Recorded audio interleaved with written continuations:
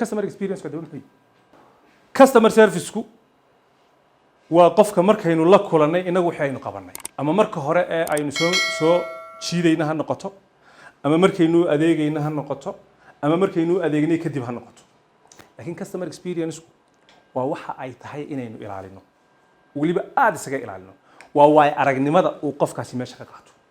waay aragnimada qofka ma cid baa siisa uu la kulmaa soo ma marka waay aragnimada waxa weeye waan soo galay meeshiina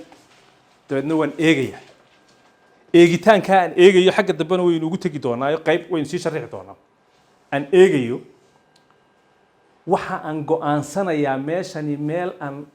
ku soo noqon karo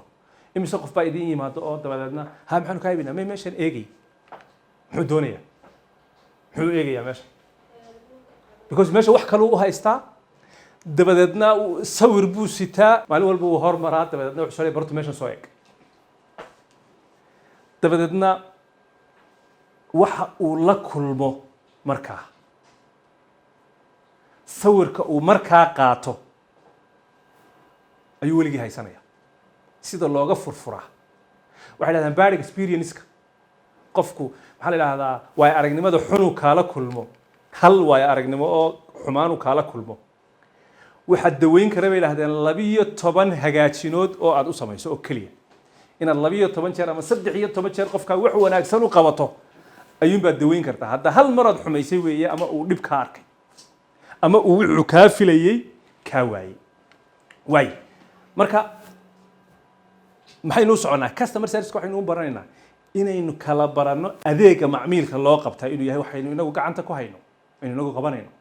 laakiin meeshaynu siday u egaanayso sidaynu dadka waayo qofkaasi markuu soo galo sidaa u eego wuxuu eegayaa meeshu caynkay u eg tahay nadaafadeeda dadkii hore sida loogu adeegaya waa qofku markuu ku eegaya muxuu eegayaa customerkii hore sidaad ugu adeegayso sidaad u shaqaynayso siday waxaagu u yaallaan sidaad u barasad garaynayso sidaad u soo dhaweynayso sidaad ula hadlayso cidda soo gasha sida dareenkaagu u soo jeedo xitaa haddii qofku aad ogaato markuu 5 daqiiqo meesha ku jira ka war sawirku qaatay maxay tahay ha walaal goorma soo maxaa ku goorma dadna maxaa kugu dhacaya xataa inaad gaagaalaysaa kugu dhacaysa markaad qofka garan weydo xilligu soo galay iyo xilligu ku yimi laakiin attention-kaagu inuu soo jeedo inaad u diyaar tahay qof kasta oo ku yimaada experience wanaagsan inuu kaala kulmo